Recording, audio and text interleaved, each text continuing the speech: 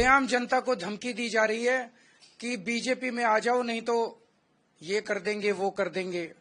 तो वो कौन गुंडा है जिसके सामने दिल्ली पुलिस थरथराती है?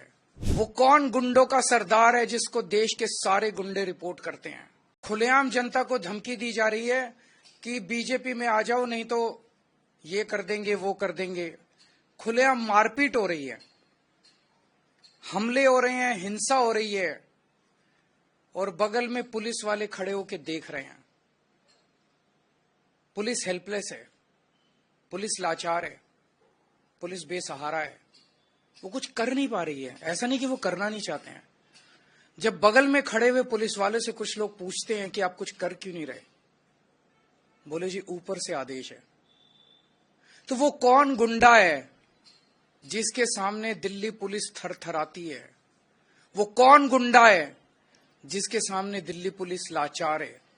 वो कौन गुंडा है जिससे दिल्ली पुलिस डरती है? कल की घटना है कि पहली बार ऐसा हुआ होगा कि किसी चुनाव के दौरान पत्रकारों पर इस तरह से खुलेआम हमले किए गए।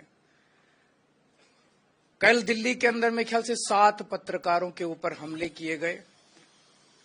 एक का सर फोड़ दिया, सारी रात उनको थाने में गिरफ्तार करके रखा। जिन लोगों ने हमला किया उनको भगा दिया गया और जो पत्रकार उसे कवर करने गए थे उन पत्रकारों को गिरफ्तार किया गया। उनके साथ गुंडों ने मारपीट की। ये कोई किसी रिमोट विलेज की घटना नहीं है, ये संसद से 1 किलोमीटर दूरी के ऊपर हुआ। ये सुप्रीम कोर्ट से 1 किलोमीटर की दूरी के ऊपर हुआ। ये इलेक्शन कमीशन से 1 किलोमीटर की दूरी पे हुआ। तो इस देश का वो कौन गुंडा है, वो कौन गुंडों का सरदार है जिसको देश के सारे गुंडे रिपोर्ट करते हैं? जनता पूछ रही है कि वो कौन गुंडा है जिसे किसी संस्था का डर नहीं है, देश की सर्वोच्च संस्थाओं का डर नहीं है उस गुंडे को। इस चुनाव के दौरान महिलाओं के ऊपर हमले हो रहे हैं। इस चुनाव के दौरान महिलाओं को नहीं बख्शा जा रहा। महिला कार्यकर्ता जो डोर टू डोर जा रही हैं उनके ऊपर हमले हो रहे हैं। तो लोग पूछ रहे हैं कि वो कौन गुंडा है जिससे सारे देश के गुंडे ऑर्डर लेते हैं, जिसके आदेश का पालन करते हैं। पिछले 3-4 दिन से हम देख रहे हैं कि गाड़ियों के ऊपर हमले किए गए, गाड़ियां तोड़ दी गई आम आदमी पार्टी की, कई सारे मटेरियल जब्त कर लिया गया, तरह तरह से हमले किए जा रहे हैं। तो अब जनता ने मन बना लिया, बाकी सारी चीजें एक तरफ, इस बार इनकी गुंडई को हराना है। अब ये क्लियर हो गया है कि अगर डबल इंजन की सरकार आ गई है तो डबल इंजन कुचल देगा सब लोगों को, बख्शेगा नहीं। अपने पहियों के नीचे ये डबल इंजन सारी जनता को, गरीबों को, मिडिल क्लास को कुचल देगा ये इंजन। सबसे पहले तो सुरक्षा है ना लोगों की, सबसे पहले तो खैरियत है। अगर अब खुद परिवार ही नहीं बचेंगे, उनके परिवार ही नहीं बचेंगे, उनको इस तरह से डराया जाएगा, फोन कर करके धमकाया जाएगा, तो बाकी सारी चीजें बेमानी हो जाती हैं। तो लोगों ने मन बना लिया है कि अगर चुनाव के पहले इन लोगों का ये हाल है, जब इन्हें हमसे वोट चाहिए, चुनाव के बाद तो ये हम लोगों को कुचल देंगे। तो इस बार लोगों के पास 2 ऑप्शन है। एक तरफ शरीफों की पार्टी है और एक तरफ खुलेआम गुंडागर्दी चल रही है। एक तरफ वोट देने से 25,000 रुपए महीने का फायदा है और दूसरी तरफ टोटल गुंडागर्दी है। इनके कई कैंडिडेट्स ऐसे हैं जो खुद माफिया है अपने अपने क्षेत्र के अंदर। अगर उनको वोट दे दिया तो एक तो देश का सबसे बड़ा गुंडा और उसके नीचे कई गुंडे, तो गुंडों का सरदार और सारे गुंडे मिलके दिल्ली वालों का क्या हाल करेंगे, ये सोचने वाली बात है।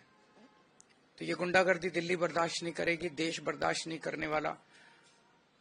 लोग शरीफ हैं, लोग शांति से जीना चाहते हैं।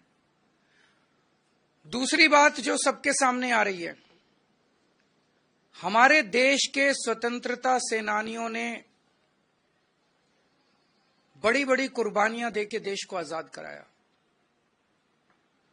कई लोग फांसी चढ़ गए,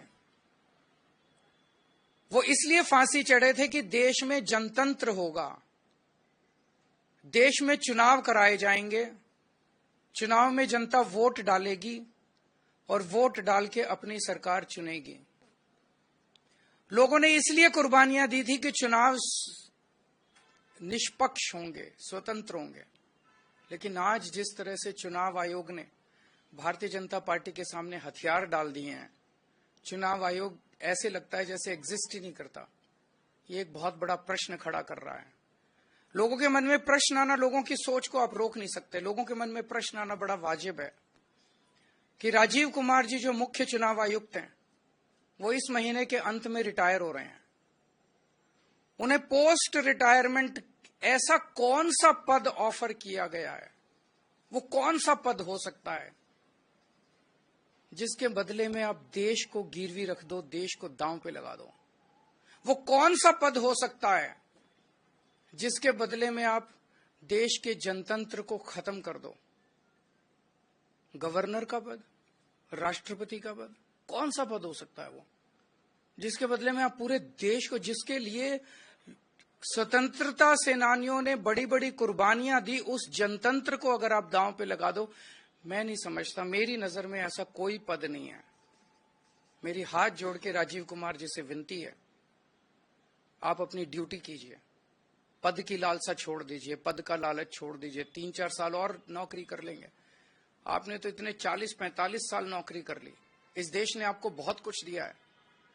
अब अपने कैरियर के अंत में एक पद के लिए देश को गिरवी मत रखिए, देश के जनतंत्र को खत्म मत कीजिए।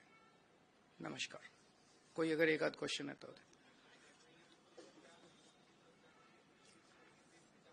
जो भी करना पड़ेगा करेंगे, लेकिन देश के जनतंत्र को किसी भी हालत में झुकने नहीं देंगे इनके सामने। आज सारा देश देख रहा है कि किस तरह से आम आदमी पार्टी का एक एक कार्यकर्ता इनकी गुंडागर्दी के सामने मजबूती से खड़ा होकर इनका मुकाबला कर रहा है। हम झुके नहीं, लड़ रहे हैं इनसे, देश के लिए लड़ रहे हैं, देश के जनतंत्र के लिए लड़ रहे हैं।